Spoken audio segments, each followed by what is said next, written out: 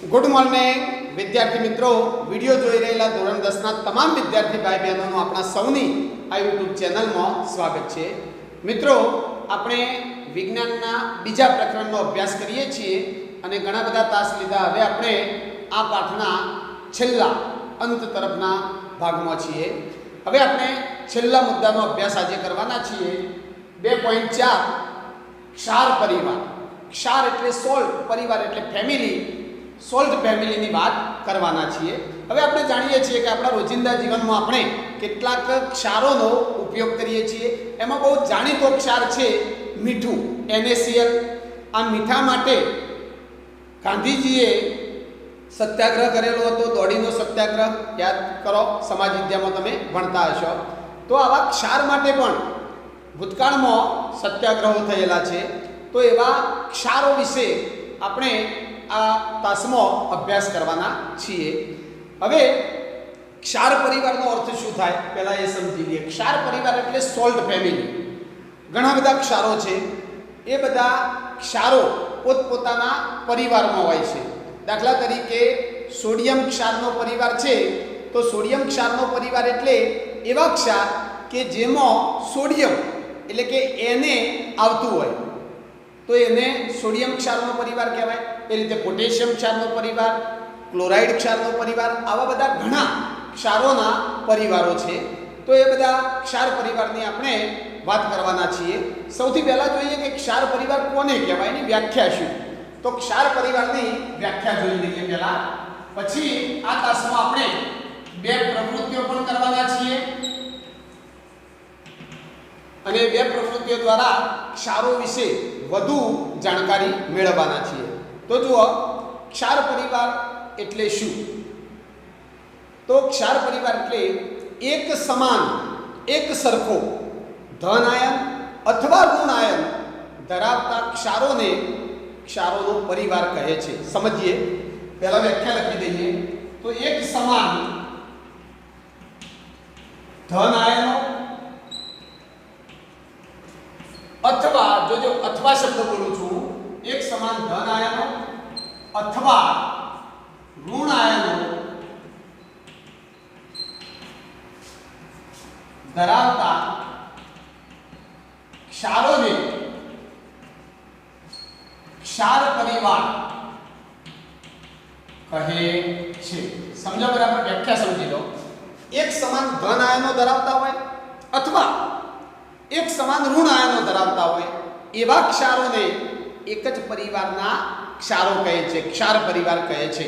દાખલા તરીકે હું કહું કે ભાઈ સોડિયમ ક્ષારનો પરિવાર મારે લખવો છે, તો એવા ઉદાહરણ લખવાના કે જેમાં તમામ ક્ષારોમાં સોડિયમ આવી જાય અને સોડિયમ એ ધન આયન છે, તો એક સરખો ધન આયન બધામાં જોવા મળતો હોય એવા ક્ષારો તમે લખો। દાખલા તરીકે હું લખું સોડિયમ સલ્ફેટ, બરાબર, સોડિયમ ક્લોરાઇડ, સોડિયમ નાઇટ્રેટ। તો આ બધા સોડિયમ ક્ષાર પરિવારના છે। આ બધા સભ્યો સોડિયમ ક્ષાર પરિવારમાં આવી જાય છે। આ બધા સોડિયમ ક્ષાર કહેવાય, સોડિયમ ક્ષાર પરિવાર છે। હજુ આ પરિવારમાં બીજા ઘણા આવી શકે, પણ એવા ઉદાહરણ લખવાના કે જેમાં સોડિયમ ક્ષાર પરિવાર હોય તો બધામાં શું આવવું જોઈએ? સોડિયમ, એટલે કે એક સમાન ધન આયન આવી ગયો, બરાબર। તો આ સોડિયમ ક્ષાર પરિવાર થયો। એ રીતે તમે ઋણ આયનને ધ્યાનમાં રાખીને પણ ક્ષારોનો પરિવાર બનાવી શકો છો। જેમ કે ક્લોરાઇડ ક્ષાર પરિવાર મારે લખવો છે, ક્લોરાઇડ ક્ષારોનો પરિવાર લખવો છે, તો ક્લોરાઇડ ક્ષાર પરિવારમાં ક્લોરાઇડ ક્ષાર પરિવારમાં હું એવા ક્ષારો લખીશ કે જેમાં ક્લોરાઇડ આયન આવતો હોય। હવે ક્લોરાઇડ આયન એ ઋણ આયન છે, તો એક સમાન ઋણ આયન આવવો જોઈએ। તો હું લખી શકું કે NaCl, જો ક્લોરાઇડ આવી ગયો, બરાબર, પોટેશિયમ ક્લોરાઇડ આવી ગયો, આવી રીતે મેગ્નેશિયમ ક્લોરાઇડ। તો જો આ બધા, પછી એમોનિયમ ક્લોરાઇડ, ઘણા બધા લખી શકાય। તો આ બધા ક્ષારો કેવા છે કે જેમાં એક સમાન ઋણ આયન આવેલો છે, Cl Cl Cl Cl। તો એક સમાન ધન આયન આવેલો હોય અથવા ઋણ આયન આવેલો હોય એવા ક્ષારોને ક્ષાર પરિવાર કહે છે. આવા ક્ષારોના પરિવારો ઘણા બધા છે. તો આવા ક્ષાર પરિવાર વિશે આપણે અભ્યાસ કરવાના છીએ. હવે આ તાસમાં આપણે બે પ્રવૃત્તિ કરીશું. એમાંની પહેલી પ્રવૃત્તિ છે પ્રવૃત્તિ 2.13. હવે આ પ્રવૃત્તિ પ્રયોગશાળામાં કરવાની નથી, કારણ કે આ પ્રવૃત્તિ માત્ર બોર્ડ ઉપર જ કરવાની છે. તમે જુઓ એટલે સમજી જશો. પ્રવૃત્તિમાં શું કહે છે? આપેલા ક્ષારના સૂત્રો લખી તે ક્ષાર બનાવવા માટે વપરાતા એસિડ અને બેઝની ઓળખ કરો. તમને જે ક્ષારો આપેલા છે, 9 ક્ષારો આપેલા છે, એ 9 ક્ષારોના નામ આપેલા છે. તમારે શું લખવાના? સૂત્રો લખવાના. ત્યારબાદ તમારે કહેવાનું કે આ ક્ષાર બનાવવા માટે કયો એસિડ વપરાયો હશે અને કયો બેઝ વપરાયો હશે. બરાબર, એ આપણે કહી શકીએ છીએ. તો જુઓ, આ પ્રવૃત્તિ આપણે કરીએ. હવે આપણી પાસે આ 9 ક્ષારો છે, એના સૂત્રો લખીએ અને એના માટે એક ક્ષાર બનાવવા માટે કયો એસિડ અને કયો બેઝ વપરાયો હશે એ પણ આપણે જોઈ લઈએ. સૌથી પહેલાં થોડું સમજી લો તો આ બધું તમે કોષ્ટક આખું પૂરું કરી શકશો. ચલો જુઓ, સમજો. એક વસ્તુ સમજો તમે, ક્ષારો કઈ રીતે બને છે. ક્ષારો બને કઈ રીતે? તો ઘણી બધી રાસાયણિક પ્રક્રિયાઓ આપણે જોઈ આગળ કે જેમાં ક્ષારો બનતા હતા. ક્ષાર બનવા માટેની એક સરળમાં સરળ પદ્ધતિ છે તટસ્થીકરણની પ્રક્રિયા. તટસ્થીકરણ એટલે એસિડ અને બેઝ ભેગું થાય, બેના વચ્ચે રાસાયણિક પ્રક્રિયા થાય એસિડ બેઝ વચ્ચે, તો ક્ષાર અને પાણી બને છે. તો એમાં જે ક્ષાર બને છે એ તટસ્થીકરણની પ્રક્રિયા દ્વારા બનેલા ક્ષાર હોય છે. અને આપણે એ તટસ્થીકરણની પ્રક્રિયાના આધારે કહી શકીશું કે ક્ષાર બનવા માટે કયો એસિડ વપરાયો હશે અને કયો બેઝ વપરાયો હશે. તો સમજો જરા, તટસ્થીકરણ સમજી દો એટલે આ પ્રવૃત્તિ આખી સમજી શકો. ચલો, આપણે જાણીએ છીએ કે ભાઈ એસિડ વત્તા બેઝ ભેગું થાય એટલે એમાંથી બની જાય ક્ષાર વત્તા પાણી. હવે આપણે વાત કરવાના છીએ ક્ષારની. ચલો એક ઉદાહરણથી સમજાવું તમને. હું એસિડ લઉં, હાઇડ્રોક્લોરિક એસિડ HCl, બેઝ લઈ લઉં NaOH, તો એમાંથી બનશે NaCl જે ક્ષાર છે અને પાણી. બરાબર, ક્ષાર ઉપર ખાસ ધ્યાન આપો. તો જુઓ તમે, તટસ્થીકરણની પ્રક્રિયામાં એસિડ અને બેઝ ભેગા મળી ક્ષાર બનાવે છે. હવે આ જે ક્ષાર બન્યો એ ક્ષારને જોઈને તમે કહી શકો, આ ક્ષાર જોઈને તમે કહી શકો કે આ ક્ષાર કયા એસિડ અને કયા બેઝ વચ્ચે પ્રક્રિયા થઈને બન્યો છે. તો સરળતાથી કહી શકાય. તમારે શું કરવાનું? ક્ષાર જોવાનું.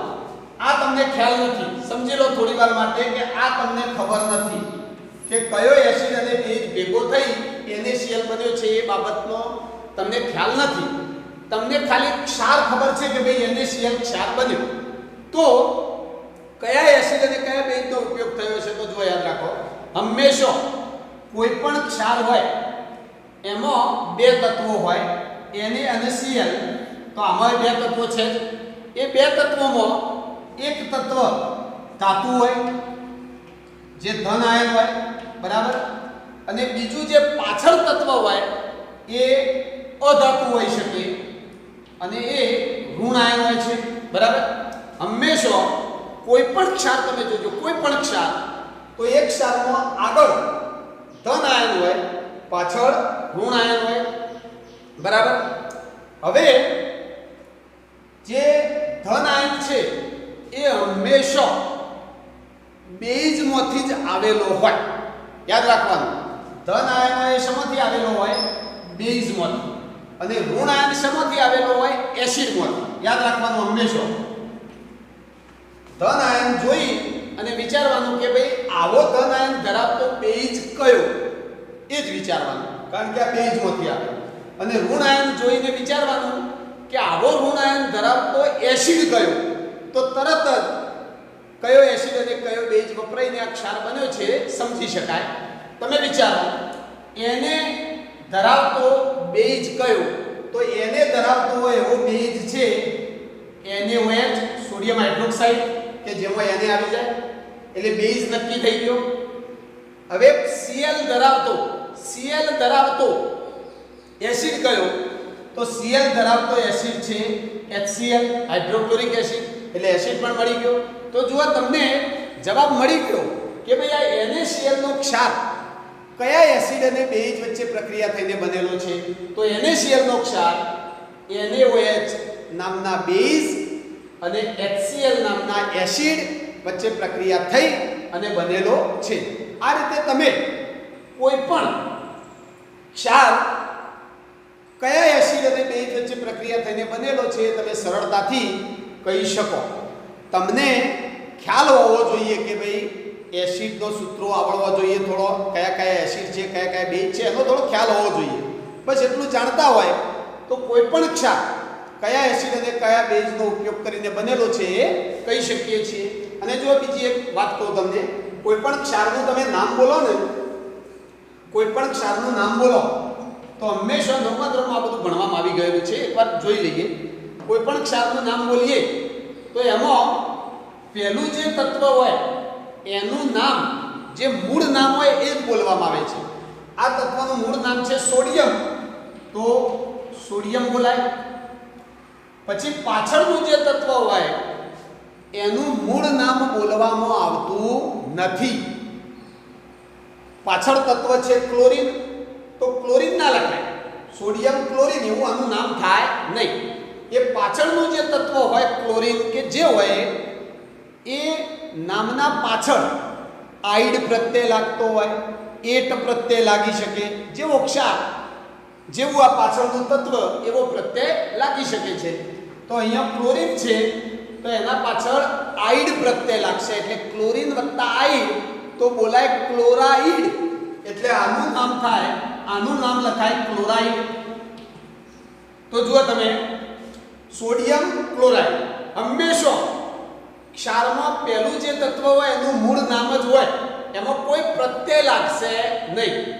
જ્યારે પાછળનું તત્વ હોય એનું મૂળ નામ હોય જ ના, એના પાછળ કોઈ પ્રત્યય લાગેલો છે. તમે આ બધા ઉદાહરણ જુઓ. પહેલું નામ જુઓ, ક્ષારનું નામ છે પોટેશિયમ, તત્વનું પૂરું સાચું નામ જ છે sodium, calcium, magnesium, copper, sodium, sodium, sodium, ammonium. બરાબર. પાછળ જુઓ તો સલ્ફેટ, એટ પ્રત્યય લાગ્યો છે, sulphate, sulphate, sulphate, sulphate, chloride, nitrate, carbonate, chloride. એટલે આવી રીતે ક્ષારોના નામ બોલવામાં આવે છે. હવે આપણે આ પ્રવૃત્તિ કરીએ, આ કોષ્ટક પૂરું કરીએ, એના માટે જરૂર પડશે કેટલાક એસિડ અને બેઝના ઉદાહરણો યાદ રાખેલા હોવા જોઈએ, આવડવા જોઈએ.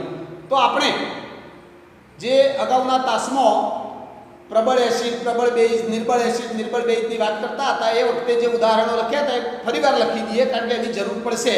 તો તમે જે એસિડ અને બેઝને ઓળખો છો આ પાઠની અંદર ભણવામાં આવે છે એવા કેટલાક એસિડ અને કેટલાક બેઝના ઉદાહરણ લખી રાખીએ. પહેલા ચલો હું લખું એસિડ અને બેઝ. ચલો જુઓ, જે જાણતા હોય બધા લખી દઈએ. ચલો એક તો હાઇડ્રોક્લોરિક એસિડ HCl. પ્રબળ નિર્બળ એમાં નથી પડવું, પ્રબળ નિર્બળ બધા ભેગા લખીએ. એસિડો જેટલા પણ જાણીએ છીએ લખી દઈએ, પછી બેઝ લખી દઈએ.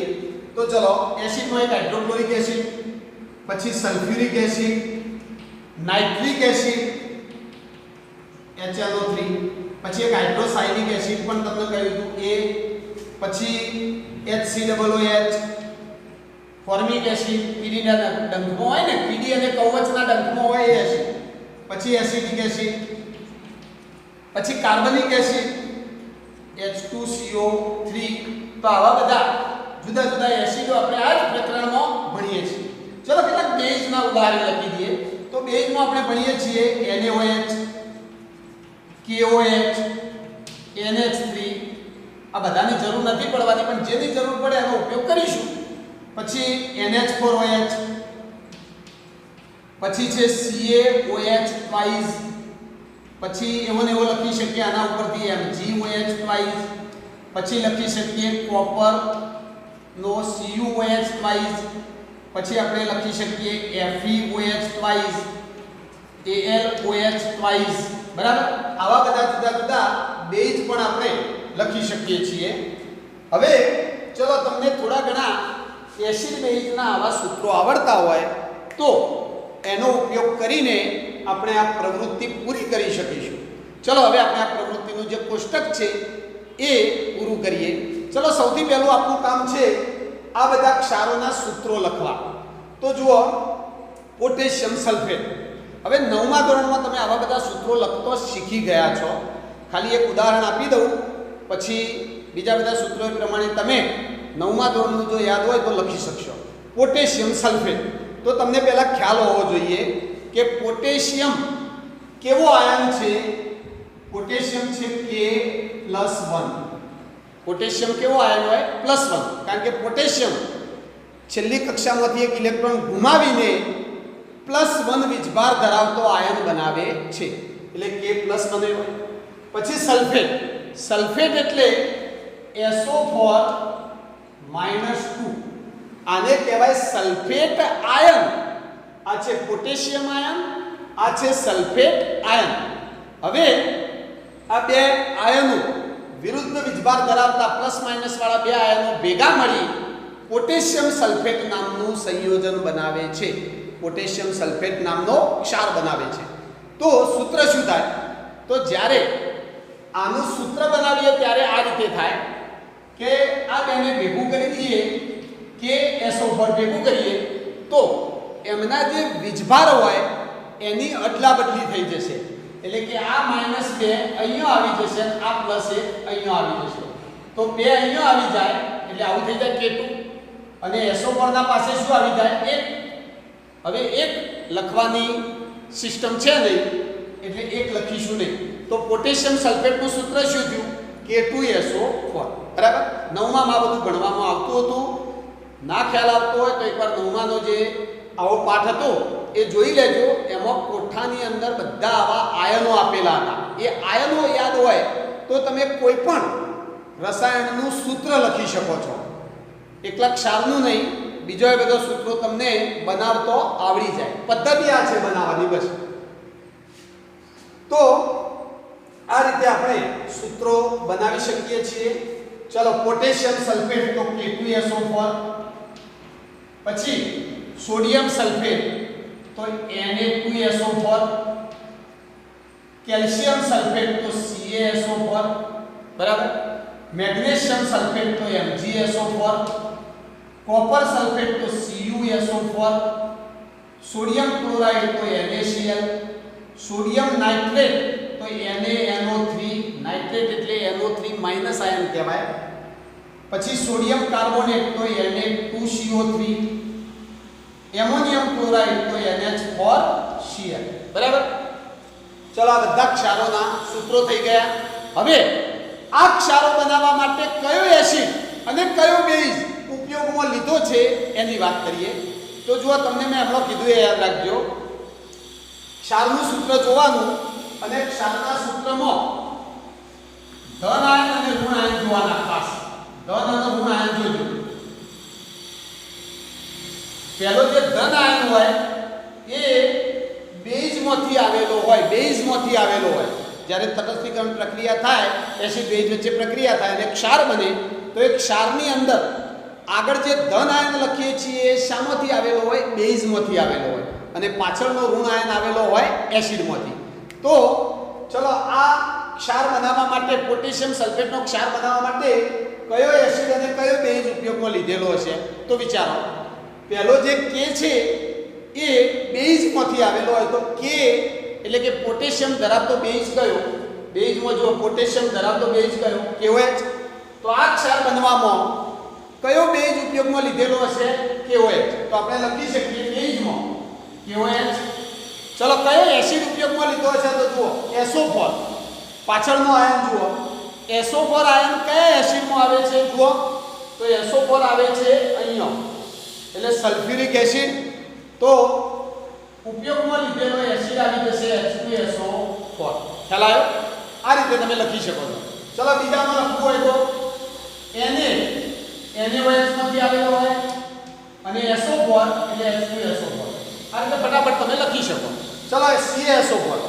તો Ca કયા બેઝમાંથી આવેલો હોય? આ રહ્યો કેલ્શિયમ હાઇડ્રોક્સાઇડ. એટલે એના માટેનો બેઝ છે CaOH5 અને SO4 માટે H2SO4. ચલો પછી MgSO4 તો MgOH5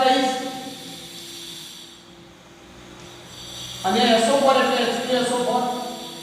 CuSO4 તો એમાં આવશે CuOH5 અને H2SO4 બરાબર.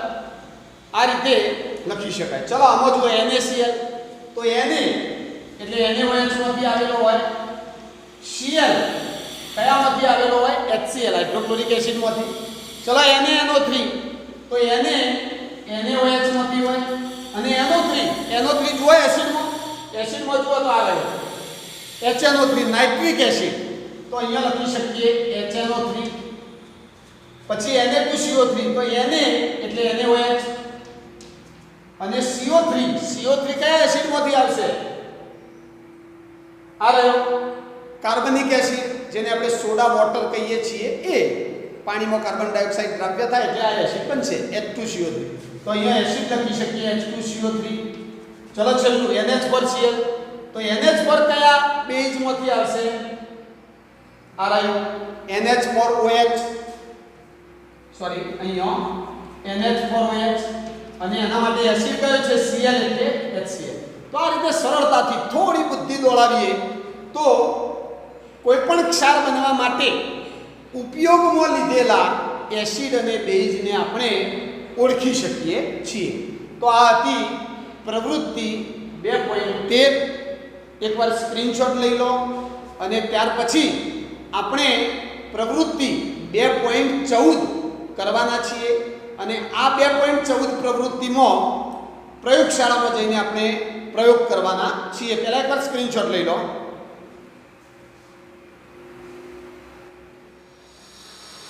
ચાલો જુઓ વિદ્યાર્થી મિત્રો, હવે આપણે એક પ્રવૃત્તિ કરવાના છીએ 2.14. પહેલા સમજી લો કે આપણે આ પ્રવૃત્તિમાં શું કરવાના છીએ. તો પ્રવૃત્તિ 2.14 આપણને કહ્યું છે કે આપેલા ક્ષારની પાણીમાં દ્રાવ્યતા અને pH તપાસો. એટલે કે આપણને જે ક્ષારો આપેલા છે એ ક્ષારો પાણીમાં ઓગળે છે કે નહીં એ ચકાસવાનું છે. જો ઓગળી જાય તો કહી શકીએ કે આ ક્ષાર પાણીમાં દ્રાવ્ય છે, ના ઓગળે તો કહી શકીએ કે આ ક્ષાર પાણીમાં અદ્રાવ્ય છે. પછી એની pH તપાસો. એ આપણે pH પેપરથી અથવા તો લિટમસ પેપરથી આશરે પડતી અંદાજિત pH પણ ચેક કરીશું. પછી કહ્યું છે કયો ક્ષાર એસિડિક છે, બેઝિક છે કે તટસ્થ છે તે પણ જણાવો. એટલે કે ક્ષારનો પ્રકાર આપણે કહીશું કે ભાઈ આ ક્ષાર એસિડિક છે, આ ક્ષાર બેઝિક છે કે આ તટસ્થ છે. ક્ષારનો પ્રકાર પણ આપણે જણાવીશું. અને છેલ્લે કહ્યું છે કે આ ક્ષાર બનાવવા માટે ઉપયોગમાં લીધેલા એસિડ અને બેઝને પણ ઓળખો. એ આપણે આગળની પ્રવૃત્તિમાં જે કામ કર્યું એ જ કામ ફરીથી કરવાનું છે. હવે સૌથી પહેલાં તો પ્રવૃત્તિ શરૂ કરીએ પ્રયોગશાળામાં જઈને. એના પહેલાં તમને ક્ષારના પ્રકાર વિશે થોડું સમજાવી દઉં, જેથી તમે આ કોઠામાં આ ખાનું ભરી શકો. બરાબર? ક્ષારના પ્રકાર વિશે, કારણ કે તમે પ્રયોગ કરશો એટલે તમને દ્રાવ્યતાનો ખ્યાલ આવી જશે કે ભાઈ ક્ષાર પાણીમાં ઓગળે છે કે નહીં એ પ્રયોગ ઉપરથી ભરાઈ જશે. pH પણ પ્રયોગ ઉપરથી લખી શકાશે. પણ આ બાબતો જે રહી આ 3 ખાનો, એ 3 ખાનો ભરવા માટે તમને ક્ષારના પ્રકારોની ખબર હોવી જોઈએ. ઉપયોગમાં લીધેલ એસિડ બેઝને ઓળખતો આવડવું જોઈએ. તો સૌથી પહેલાં હું તમને સમજાવી દઉં કે ક્ષારના પ્રકારો કેટલા છે અને કઈ રીતે પડે છે. તો જો ક્ષારના પ્રકારોની વાત કરીએ, ક્ષારના 3 પ્રકારો પડે છે. એટલે કે ક્ષારો 3 પ્રકારના હોય. એક હોય એસિડિક ક્ષાર, સમજો બરાબર, એસિડિક ક્ષાર. બીજો હોય તટસ્થ ક્ષાર અને ત્રીજો હોય બેઝિક ક્ષાર. બેઝિક ક્ષાર બરાબર. હવે pH ના આધારે આ 3 પ્રકાર પડે. એસિડિક ક્ષાર હોય તો એની pH 7 કરતો ઓછી હોય. બરાબર? તો pH ના આધારે આપણે કહી શકીએ કે ભાઈ એસિડિક ક્ષાર હોય તો pH 7 થી ઓછી. તટસ્થ ક્ષાર હોય તો pH બિલકુલ 7 ના બરાબર હોય અને બેઝિક ક્ષાર હોય તો pH 7 થી વધુ હોય. એ તો આપણે ગુણધર્મો ઉપરથી જ કહી શકીએ છીએ. હવે જુઓ, એસિડિક ક્ષાર pH માપીએ તો એસિડિક, તટસ્થ કે બેઝિક કયો ક્ષાર છે એનો ખ્યાલ આવી જાય. પણ મિત્રો, પ્રયોગ કર્યા વગર તમે ક્ષારને જોઈને, ક્ષારનું સૂત્ર જોઈને કહી શકશો કે આ ક્ષાર એસિડિક છે, બેઝિક છે કે તટસ્થ છે, એવું શીખવાનું છે. તો સૌથી પહેલા આ પ્રકારને બરાબર સમજવા પડશે. હવે જો એસિડિક ક્ષાર હોય એ કેવી રીતે બનેલો હોય, તો કોઈ પણ ક્ષાર હોય એ એસિડ વત્તા બેઝ બેના વચ્ચે પ્રક્રિયા થઈ અને બનેલો હોય. તો ક્ષાર બને છે કઈ રીતે? ક્ષાર બને છે એસિડ વત્તા બેઝ બેના વચ્ચે રાસાયણિક પ્રક્રિયા થઈ અને બને ક્ષાર વત્તા પાણી. એટલે કોઈ પણ ક્ષાર હોય બનશે એસિડ અને બેઝ વચ્ચે પ્રક્રિયા થઈને. હવે ક્ષારનો પ્રકાર કયો છે એ કોણ નક્કી કરશે? એ નક્કી કરશે એસિડ અને બેઝ. કે તમે કયા એસિડ અને કયા બેઝ લીધા છે એના આધારે નક્કી થશે કે ભાઈ એ ક્ષાર કેવો સ્વભાવ ધરાવે છે, એસિડિક, બેઝિક કે તટસ્થ. હવે જો સમજી લેજો, જો તમે ક્ષાર બનાવવા માટે પ્રબળ એસિડ લીધો હોય, પ્રબળ એસિડ કેવો લીધો હોય? પ્રબળ. બેઝ પણ કેવો લીધો હોય? પ્રબળ. તો જે ક્ષાર બનશે એ હંમેશા કેવો બનશે? તટસ્થ. યાદ રાખજો, કેવો ક્ષાર બનશે? તટસ્થ. કારણ કે ક્ષારમાં એસિડ અને બેઝનો સરખો ગુણ આવશે, અને એસિડ બેઝનો સરખો ગુણ આવશે એટલે નહીં એસિડિક કહેવાય, નહીં બેઝિક કહેવાય, તટસ્થ કહેવાશે. કારણ કે જુઓ, એસિડ કેવો છે? પ્રબળ. બેઝ પણ કેવો લીધો હોય? પ્રબળ. તો જે ક્ષાર બનશે એમાં આ એસિડ બેઝની કોઈની એકની અસર દેખાશે નહીં, બંનેની અસર, બંને પ્રબળ છે એટલે બંનેની અસર કેવી રહેશે? સરખી રહેશે. બંનેની સરખી અસર રહેશે એટલે ક્ષાર તટસ્થ બનશે. ઉદાહરણ આપું, પ્રબળ એસિડ તરીકે હું લઈ લઉં HCl, પ્રબળ એસિડ છે. પ્રબળ બેઝ તરીકે હું લઈ લઉં NaOH. હવે આ બેના વચ્ચે પ્રક્રિયા થાય એટલે ક્ષાર કયો બનશે? NaCl. તો આ NaCl નો ક્ષાર સ્વભાવે કેવો છે? એસિડિક, બેઝિક કે તટસ્થ? તો NaCl નો ક્ષાર સ્વભાવે તટસ્થ છે. એ કયો ક્ષાર કહેવાય? તટસ્થ ક્ષાર કહેવાય. કારણ કે આ ક્ષાર બનવા માટે જે એસિડ અને જે બેઝ લીધા એ બંને પ્રબળ છે અને બંને સરખા સ્વભાવવાળા. સરખા એટલે કે પ્રબળતા બંનેની સરખી હોય તો ક્ષાર એકદમ તટસ્થ બનશે. ખ્યાલ આવ્યો? એટલે ક્ષાર કેવી રીતે બને છે સમજો. હવે જુઓ, સમજો કે ક્ષાર ક્યારે તટસ્થ ના બને, એનો મતલબ કે એસિડિક ક્ષાર ક્યારે બને અને બેઝિક ક્ષાર ક્યારે બને. તો જુઓ, સમજી લો. હવે જો તમે પ્રક્રિયા આવી કરી હોય, સમજો, તમે ક્ષાર બનાવવા માટે લીધો પ્રબળ એસિડ અને સામે લઈ લો નિર્બળ બેઝ. શું લઈ લો? નિર્બળ બેઝ. બરાબર? પ્રબળ એસિડ લો અને સામે લઈ લો નિર્બળ બેઝ. તો તમારો જે ક્ષાર બનશે એનો સ્વભાવ કોના જેવો રહેશે? તો જુઓ, તમે ક્ષાર જે બનશે એનો સ્વભાવ કોના જેવો રહેશે? તો અહીંયા જુઓ, પ્રબળ કોણ છે? એસિડ. તો એ ક્ષારનો સ્વભાવ એસિડિક રહેશે. એની pH માપશો તો 7 કરતો ઓછી આવશે. ઉદાહરણ આપું, પ્રબળ એસિડ તરીકે હું લઈ લઉં HCl. ચલો, પ્રબળ એસિડ તરીકે લીધો HCl. નિર્બળ બેઝ તરીકે, નિર્બળ બેઝનું ઉદાહરણ કોઈ પણ એક લઈ લઈએ, NH4OH. નિર્બળ બેઝ છે NH4OH. ચલો, આમની વચ્ચે પ્રક્રિયા થાય એટલે ક્ષાર બનશે NH4Cl. આ ક્ષાર બની ગયો. ચલો, આ ક્ષારનો સ્વભાવ કેવો હશે? તો ક્ષારનો સ્વભાવ નક્કી કરવા માટે વિચારો કે આ ક્ષાર કયા એસિડમાંથી બનેલો છે? એસિડ બેઝમાંથી બનેલો છે. હવે એ એસિડ બેઝની પ્રબળતા જુઓ. એસિડ પ્રબળ વાપર્યો, બેઝ નિર્બળ વાપર્યો. તો જે પ્રબળ હશે એનો ગુણ, એનો સ્વભાવ ક્ષારમાં જોવા મળશે. એટલે આ ક્ષાર કેવો છે? એસિડિક. ખ્યાલ આવ્યો? એટલે એસિડિક ક્ષાર ક્યારે બને? પ્રબળ એસિડ અને નિર્બળ બેઝ વચ્ચે પ્રક્રિયા થાય ત્યારે. તો આ ક્ષાર હશે એસિડિક. સમજણ પડી?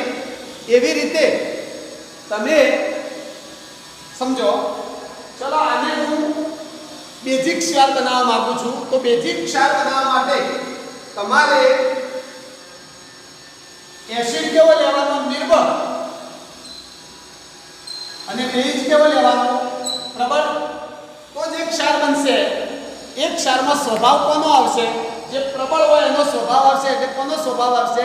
બેઝનો. અને બેઝનો સ્વભાવ આવશે એટલે ક્ષાર કેવો થઈ જશે? બેઝિક ક્ષાર. ઉદાહરણ પણ આપું તમને. આ ક્ષાર થઈ જશે બેઝિક. ચલો ઉદાહરણ લખીએ. કોઈ પણ નિર્બળ એસિડ લો. નિર્બળ એસિડ તરીકે હું લઈ લઉં ethanoic acid CH3COOH. Acidic acid જેને ઇથેનોઇક એસિડ પણ કહેવાય એ નિર્બળ એસિડ છે. ચલો બેઝમાં હું લઈ લઉં પ્રબળ બેઝ તરીકે હું લઈ લઉં NaOH. ચલો આમાંથી ક્ષાર બનાવો. ક્ષાર બનાવતો ના આવડતું હોય તો શું કરો? H2O દૂર કરી દો અને બાકી જે વધે એ ભેગું કરી દો. તો જુઓ OH અને H2O દૂર કરી દીધું તો બાકી શું વધ્યું? CH3COO Na. આ ક્ષાર બન્યું. આ ક્ષારનું નામ છે સોડિયમ એસિટેટ. આને કહેવાય સોડિયમ એસિટેટ. બરાબર? આ રહ્યો સોડિયમ એસિટેટ. તો આ સોડિયમ એસિટેટ ક્ષારનો સ્વભાવ શું હશે? તો સીધી વાત છે કે સોડિયમ એસિટેટ ક્ષાર બન્યો નિર્બળ એસિડ અને પ્રબળ બેઝ વચ્ચે પ્રક્રિયા થઈ. એટલે બેઝ કેવો છે? પ્રબળ. જો બેઝ પ્રબળ હોય તો એનો સ્વભાવ ક્ષારમાં આવશે. એટલે આ ક્ષાર સ્વભાવે કેવો થઈ જશે? બેઝિક થઈ જશે. બરાબર? ખ્યાલ આવ્યો? એટલે જો હવે આપણે આ વસ્તુ સમજ્યા એટલે pH ચેક કર્યા વગર ક્ષારનું સૂત્ર જોઈને વિચારવાનું કે આ ક્ષાર કયા એસિડ અને કયા બેઝ ભેગા થઈને બનેલો છે. પછી એસિડ અને બેઝ ચેક કરો કે ભાઈ બંને પ્રબળ છે. જો બંને પ્રબળ હોય તો ક્ષાર તટસ્થ. જો એસિડ પ્રબળ હોય અને બેઝ નિર્બળ હોય તો ક્ષાર એસિડિક. અને જો એસિડ નિર્બળ હોય અને બેઝ પ્રબળ વાપર્યો હોય તો ક્ષાર બેઝિક થાય. એટલે આપણે લખીએ કે એસિડિક ક્ષાર કેવી રીતે બનશે? તો પ્રબળ એસિડ વત્તા પ્રબળ બેઝ વચ્ચે પ્રક્રિયા થઈ અને બનશે એસિડિક ક્ષાર. નહીં, એસિડિક ક્ષાર બનશે પ્રબળ એસિડ અને નિર્બળ બેઝ વચ્ચે પ્રક્રિયા થઈ. કારણ કે એસિડનો સ્વભાવ પ્રબળ હોવો જોઈએ ના નિર્બળ હોવો જોઈએ. તો ક્ષાર એસિડિક બનશે. ચલો તટસ્થ કેવી રીતે બનશે? તો તટસ્થ બનશે પ્રબળ એસિડ વત્તા પ્રબળ બેઝ. બંને સરખા સ્વભાવવાળા થવા જોઈએ. પ્રબળ થાય તો તટસ્થ બનશે. અને બેઝિક ક્યારે બનશે? તો બેઝિક બનશે નિર્બળ એસિડ વત્તા પ્રબળ બેઝ ભેગો થયો હોય તો બની જશે નિર્બળ. એટલે ક્ષારોના પ્રકાર ખાસ યાદ રાખજો. 3 પ્રકાર પડે છે અને એ બરાબર તમે સમજી લીધું હોય તો હવે આ પ્રવૃત્તિનું કોષ્ટક અહીંયાથી કરવામાં કોઈ તકલીફ પડશે નહીં. ચલો હવે આપણે પ્રવૃત્તિ કરીએ પ્રયોગશાળામાં જઈને અને ત્યારબાદ આપણે આ કોષ્ટક આખું પૂરું કરીએ. ચાલો વિદ્યાર્થી મિત્રો, આપણે પ્રવૃત્તિ 2.14 કરીએ. આપણને આ પ્રવૃત્તિમાં જુદા જુદા 8 ક્ષારો આપેલા છે. આપણે એક ક્ષારોની પાણીમાં દ્રાવ્યતા તપાસીએ અને એમની pH પણ તપાસી થયું. અને સાથે સાથે આ ક્ષારો કયા એસિડ અને બેઝ વચ્ચે પ્રક્રિયા થઈને બનેલા છે એ પણ આપણે ચેક કરીશું. હવે તમે જુઓ, આપણી પાસે જે 8 ક્ષારો છે એ આ પ્રમાણે છે. એક તો સોડિયમ ક્લોરાઇડ, બીજો પોટેશિયમ નાઇટ્રેટ, ત્રીજો એમોનિયમ ક્લોરાઇડ, ચોથો ઝિંક સલ્ફેટ, પાંચમો કોપર સલ્ફેટ, છઠ્ઠો સોડિયમ એસિટેટ, સાતમો સોડિયમ કાર્બોનેટ એટલે કે ધોવાનો સોડા અને આઠમો સોડિયમ હાઇડ્રોજન કાર્બોનેટ એટલે કે ખાવાનો સોડા.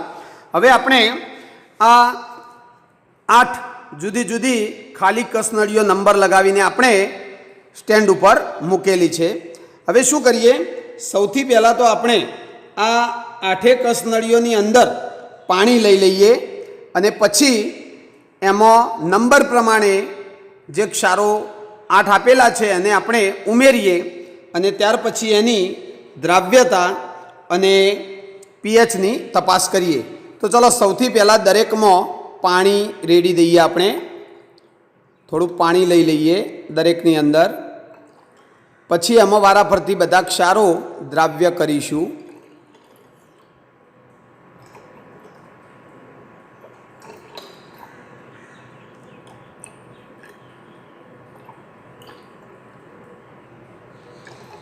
તો જો દરેકની અંદર આપણે પાણી લઈ લીધું છે. હવે પાણીની અંદર આ બધા ક્ષારો ઉમેરીશું એટલે કયો ક્ષાર દ્રાવ્ય છે કયો અદ્રાવ્ય છે એનો ખ્યાલ આવી જશે. કસનળીઓ બધી હાલ સરખી છે, આપણે નંબર પ્રમાણે ગોઠવી દઈએ જેથી નંબર પ્રમાણે એમાં ક્ષાર આપણે ઉમેરી શકીએ. ચલો હવે પહેલી કસનળીમાં આપણે સોડિયમ ક્લોરાઇડ લઈશું. તો મારી પાસે આ સોડિયમ ક્લોરાઇડ છે. સોડિયમ ક્લોરાઇડ એટલે NaCl કહેવાય. એને થોડું લઈ લઈએ.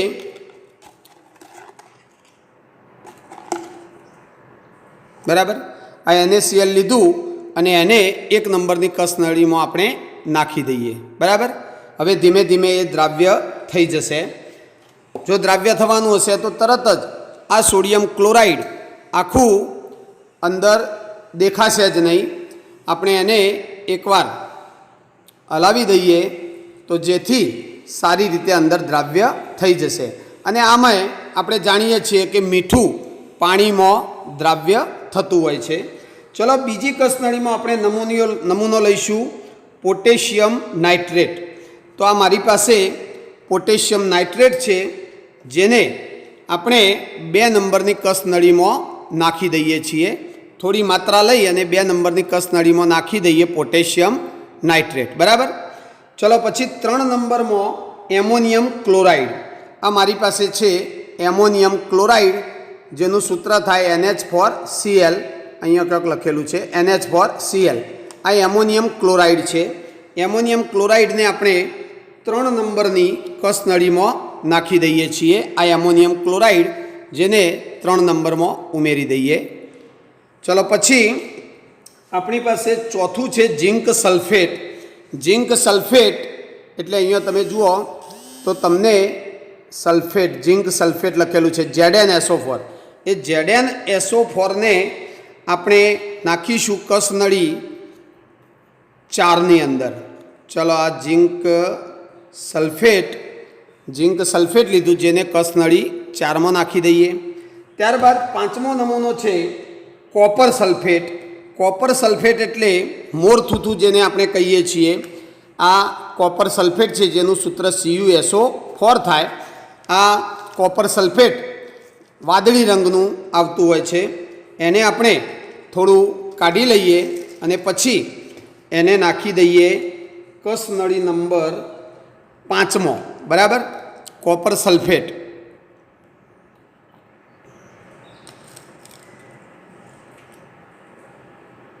એને થોડું હલાવીશું તો આખું દ્રાવણ વાદળી રંગનું થવું જોઈએ. બરાબર, ધીમે ધીમે દ્રાવ્ય થઈ જશે અને હાલ તમે જોઈ શકો છો કે દ્રાવ્ય થઈ રહ્યું છે, એટલે કે વાદળી રંગ આવી ગયો છે. બરાબર, અલગ આપણને એનો વાદળી રંગ જોવા મળે છે.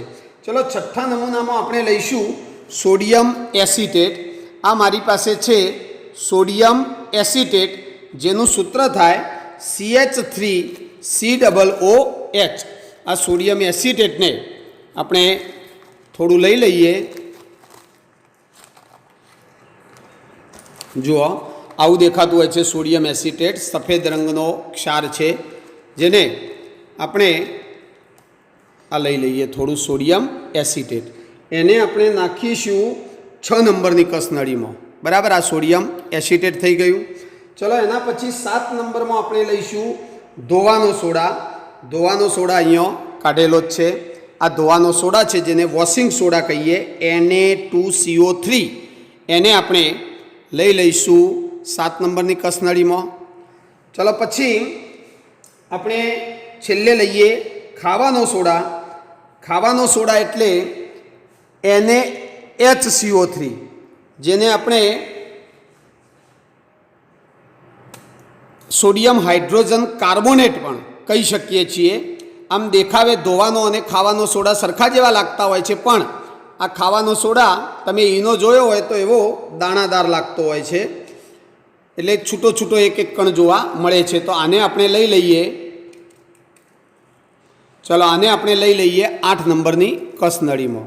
હવે આ 8 કસનળીઓમાં જોઈશું તો તમામની અંદર આ ક્ષારો દ્રાવ્ય થયેલા છે કે નહીં. તો જુઓ પહેલી કસનળી તમને કહેવાય મીઠું દેખાશે નહીં, એટલે કે આ પહેલી કસનળીમાં સોડિયમ ક્લોરાઇડ ઉમેર્યું હતું તો તમે જુઓ નજીકથી જોશો તો પણ નીચે કશું મીઠું છે નહીં, એટલે કે આખું મીઠું સંપૂર્ણ દ્રાવ્ય થઈ ગયેલું છે.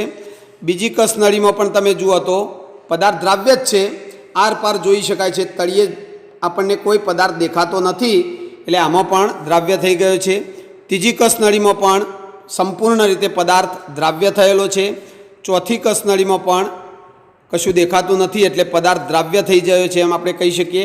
પાંચમી કસનળીમાં તો સ્પષ્ટ દેખાય જ છે કે કોપર સલ્ફેટ દ્રાવ્ય થયું છે, એટલે આ વાદળી રંગ આપણને જોવા મળે છે. પછી છઠ્ઠી કસનળીમાં જોઈએ તો એમાં પણ સંપૂર્ણ દ્રાવ્ય થઈ ગયો છે. અને સાતમી અને આઠમી કસનળીમાં જે ધોવાનો અને ખાવાનો સોડા છે એને પણ આપણે જોઈએ તો એમાં પદાર્થ દ્રાવ્ય થઈ જાય છે. બરાબર. ચલો હવે આપણે આ બધી કસનળીઓમાં પીએચ ચેક કરીએ. તો પીએચ ચેક કરવા માટે આપણે લિટમસ પેપરનો પણ ઉપયોગ કરી શકીએ છીએ. આવા લાલ લિટમસ પેપર, લિટમસ રેડ અને બ્લુ લિટમસ પેપર, એનો પણ ઉપયોગ કરી શકીએ છીએ. જો આપણે જાણીએ છીએ કે ભાઈ તટસ્થ ક્ષાર હશે તો એનામાં કોઈ એસિડિક કે બેઝિક ગુણ હોતો નથી, એટલે તટસ્થ ક્ષાર આ લિટમસ પત્રોનો રંગ બદલશે નહીં. લાલ લિટમસ લાલ રહેશે અને ભૂરું લિટમસ ભૂરું રહેશે, એ રીતે કરી શકીએ છીએ. અને જો એસિડ હોય તો એસિડ શું કરશે, એ ભૂલા એસિડ ભૂરાને લાલ કરે, એટલે ભૂરું લિટમસ પેપર છે એ લાલ થઈ જાય, અને બેય જ હોય તો લાલ લિટમસને ભૂરું કરશે. આનાથી પણ ચેક કરી શકીએ. એ સિવાય આપણી પાસે એક પીએચ પેપર હોય તો એનાથી પણ ચેક કરી શકીએ છીએ, કારણ કે પીએચ ચેક કરીએ તો એના ઉપરથી આપણને ખ્યાલ આવી જાય. જ્યારે આ પીએચ પેપર, પીળા રંગનું પીએચ પેપર આપણે ડૂબાવીશું એટલે પીએચ પેપરનો જે રંગ બદલાય એના ઉપરથી આપણે આ આપેલા કલર સાથે મેચ કરી અને દ્રાવણની પીએચ કેટલી છે અંદાજિત નક્કી કરી શકીએ છીએ. અને ત્રીજો ઉપાય છે આપણી પાસે આ ઇન્ડિકેટર, પીએચ ઇન્ડિકેટર, જે ઉમેરવાથી પણ આપણે એસિડિક છે, બેઝિક છે કે તટસ્થ છે એ ચેક કરીશું. આપણે આ 3 રીતોમાંથી ગમે તે રીતનો ઉપયોગ કરી અને પીએચ ચેક કરીશું. આપણો ખાસ હેતુ એ છે કે આ 8 ક્ષારોમાં કોઈ એસિડિક હોય તો એને ઓળખવો, બેઝિક હોય, તટસ્થ હોય તો એને ઓળખવા માટે આપણે આ બધા પીએચના જુદા જુદા ટેસ્ટ કરી શકીએ છીએ. ચલો હવે આપણે સૌથી પહેલાં ચેક કરીએ સોડિયમ ક્લોરાઇડ. તો તમે જુઓ, સોડિયમ ક્લોરાઇડને હું બ્લુ લિટમસ પેપરથી ચેક કરી લઉં અને એક લઈ લઉં રેડ લિટમસ પેપર અને પછી એમાં ડૂબાવી જોઈએ.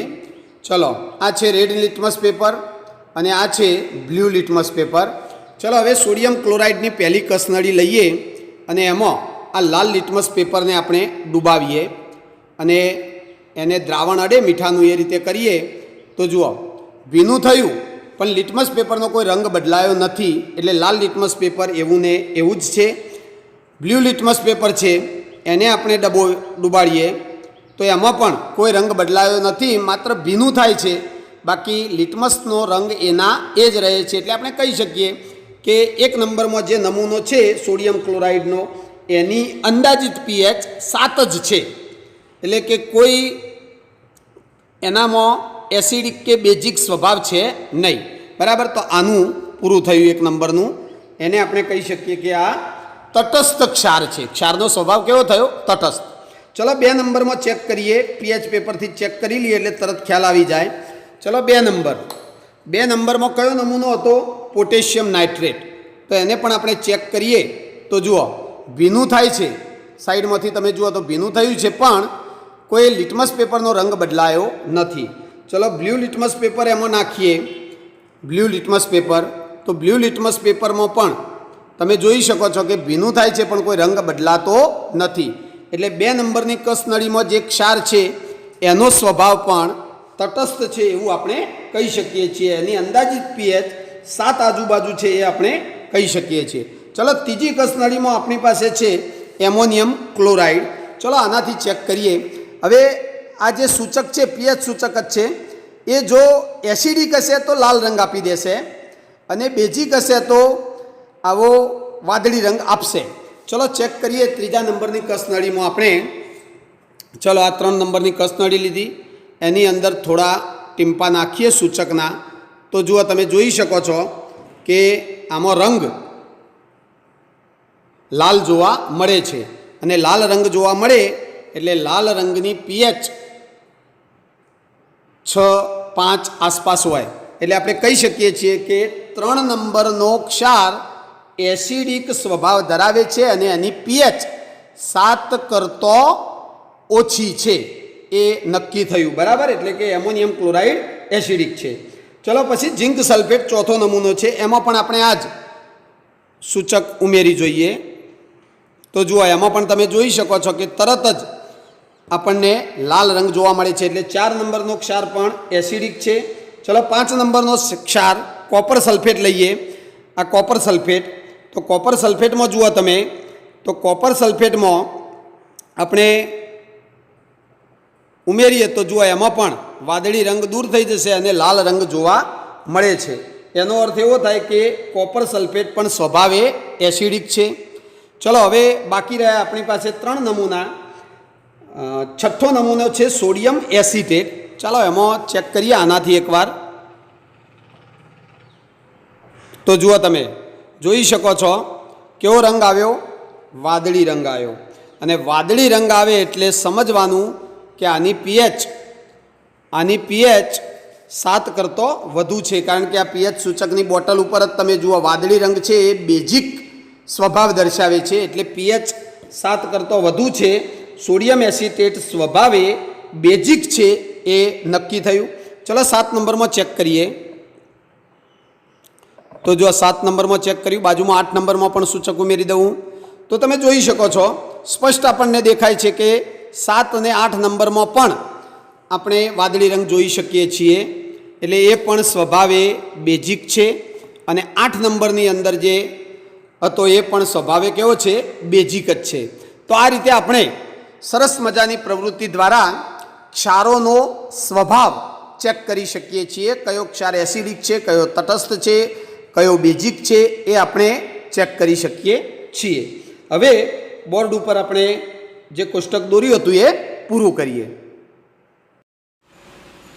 ચાલો જુઓ વિદ્યાર્થી મિત્રો, આપણે પ્રવૃત્તિ 2.14 કરી અને જુદા જુદા જે ક્ષારો આપણને આપેલા હતા એ બધા ક્ષારોની પાણીમાં દ્રાવ્યતા ચેક કરી અને એમની પીએચ માપી. તો હવે આપણે આ કોષ્ટક પૂરું કરીએ તો તમે જોયું હોય તો દ્રાવ્યતા, તો બધા જ ક્ષારો પાણીમાં દ્રાવ્ય થઈ ગયા હતા એટલે દ્રાવ્યતામાં લખી શકીએ કે ભાઈ આ બધા ક્ષારો પાણીમાં કેવા છે, દ્રાવ્ય. બધા ક્ષારો દ્રાવ્ય હતા. આપણને જે આપ્યા હતા એ બધા ક્ષારો દ્રાવ્ય હતા. બરાબર. હવે જુઓ સમજો કે બધા જ ક્ષારો દ્રાવ્ય હોય એવું જરૂરી નથી. આપણા પ્રયોગમાં જે ક્ષારો હતા એ બધા દ્રાવ્ય હતા.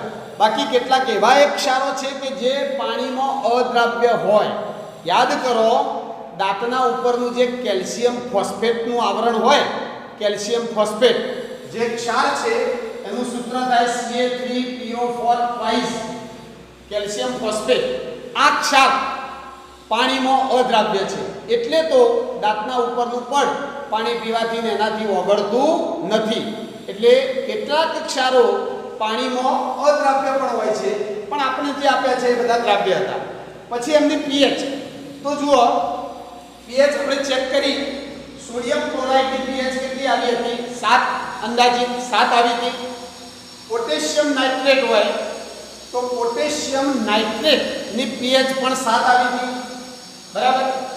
પછી એમોનિયમ ક્લોરાઇડ, તો એમોનિયમ ક્લોરાઇડની pH 7 કરતો ઓછી આવી હતી, એટલે કે એનો સ્વભાવ એસિડિક હતો. તો આપણે આ રીતે લખીએ 7 થી ઓછી, એટલે આ રીતે લખાય 7 થી ઓછી. ઝિંક સલ્ફેટની કેવી આવી હતી? એ પણ 7 થી ઓછી આવી હતી. કોપર સલ્ફેટની કેવી આવી હતી? એ પણ 7 થી ઓછી હતી. સોડિયમ એસિટેટની 7 થી વધુ આવી હતી. બેઝિક ક્ષાર છે, તો 7 થી વધુ આ રીતે લખાય 7 થી વધુ, ગ્રેટર ધેન 7. સોડિયમ કાર્બોનેટની કેવી હતી? તો સોડિયમ કાર્બોનેટની પણ હતી 7 થી વધુ, અને સોડિયમ બાયકાર્બોનેટની પણ હતી 7 થી વધુ. તો આ રીતે આપણે pH 3 ભાગમાં વહેંચી, 7 થી ઓછી અને 7 થી વધુ, એટલે ક્ષારનો પ્રકાર ખબર પડી જાય. ક્ષારનો પ્રકાર કહી શકો કે એક્ઝેક્ટ 7 pH હોય તો ક્ષાર કેવો? તટસ્થ. 7 એ તટસ્થ. 7 થી ઓછી હોય તો કેવો? એસિડિક. 7 થી ઓછી એટલે એસિડિક. 7 થી ઓછી છે તો એસિડિક. 7 થી વધુ છે તો બેઝિક. અહીંયા પણ બેઝિક અને અહીંયા પણ બેઝિક. બરાબર. તો આ રીતે આપણે ક્ષારનો પ્રકાર નક્કી કરી શકીએ છીએ. ચલો હવે ક્ષાર બનવા માટે કયા એસિડ અને બેઝ ઉપયોગમાં લીધેલા હશે, તો એ ક્ષારના સૂત્રો ઉપરથી ખબર પડી જાય. ચલો સોડિયમ ક્લોરાઇડ, સૂત્ર યાદ કરો. સોડિયમ ક્લોરાઇડ એટલે NaCl. પહેલું તત્વ Na બેઝમાંથી આવેલું હોય. કયો બેઝ? એવો છે કે જે Na ધરાવે. NaOH, એટલે આમાં બેઝ વપરાયો છે NaOH. એસિડ કયો? તો Cl ઉપરથી HCl. અને તમે જુઓ આ એક પ્રબળ એસિડ, આ પ્રબળ બેઝ, બંને પ્રબળ હોય તો જે ક્ષાર બને એ તટસ્થ હોય, જે દેખાય છે. ચલો પછી પોટેશિયમ નાઇટ્રેટ KNO3, એ સૂત્ર જોશો એટલે જ ખ્યાલ આવી જાય. સૂત્ર જોશો એટલે ખબર પડી જાય કયો એસિડ કે કયો બેઝ વપરાય. પોટેશિયમ નાઇટ્રેટ KNO3, K એટલે KOH અને NO3 એટલે HNO3, નાઇટ્રિક એસિડ. બરાબર. ચલો પછી એમોનિયમ ક્લોરાઇડ, તો NH4OH અને HCl માંથી બન્યો હોય એમોનિયમ ક્લોરાઇડ. ઝિંક સલ્ફેટ, તો ZnOH ટ્વાઇસ અને સલ્ફેટ છે એટલે H2SO4 માંથી બન્યો હોય. બરાબર. સમજો. કોપર સલ્ફેટ CuOH ટ્વાઇસ અને સલ્ફેટ છે એટલે H2SO4 માંથી બન્યો હોય. બરાબર. ચલો એમ સોડિયમ એસિટેટ, એટલે CH3COONA, એમાં આવી જશે એસિડ આવશે CH3COOH અને બેઝ આવશે NaOH. સોડિયમ કાર્બોનેટ, તો એમાં Na આવે છે એટલે NaOH અને કાર્બોનેટ એટલે CO3 જે આવશે H2CO3 માંથી. પછી સોડિયમ હાઇડ્રોજન કાર્બોનેટ, તો એમાં પણ NaOH અને H2CO3 જ આવશે. તો આ રીતે આપણે પ્રવૃત્તિ 2.14 દ્વારા સમજ્યા કે ક્ષારોની પાણીમાં દ્રાવ્યતા કેવી હોય છે, pH કેવી હોય, ક્ષારનો પ્રકાર કેવો હોય, એના માટે ક્ષાર બનવા માટે ઉપયોગમાં લીધેલા એસિડ અને બેઝ કયા હોય છે એને આપણે ઓળખી શકીએ છીએ. તો આ ક્ષાર પરિવારની વાત થઈ. હજુ આપણે આ ક્ષાર પરિવાર વિશે આગળના તાસમાં જોવાના છીએ. તો એકવાર આ સ્ક્રીનશોટ લઈ લેશો. આ ક્ષારના પ્રકાર ખૂબ કામમાં લાગશે. સ્ક્રીનશોટ લઈ લો અને આ બધું તૈયાર કરતા રહેજો.